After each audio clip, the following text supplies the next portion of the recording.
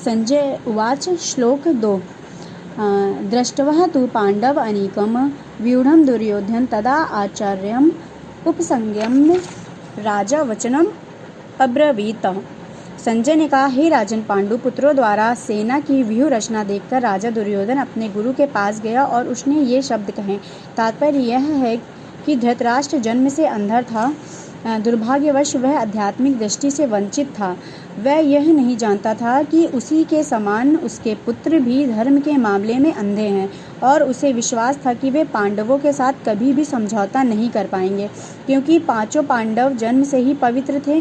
फिर भी उसे तीर्थ स्थान के प्रभाव के विषय में संदेह था।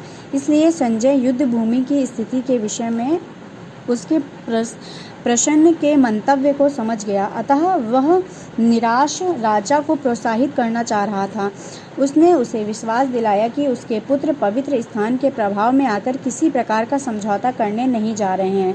उसने राजा को बताया कि उसका पुत्र दुर्योधन पांडवों की सेना को देखकर तुरंत अपने सेनापति द्रोणाचार्य को वास्तविक स्थिति से अवगत कराने गया। यद्यपि दुर्योधन को राजा कहकर संबोधित किया गया है, तो भी स्थिति की गंभीरता के कारण उसे सेनापति के पास जाना पड़ा।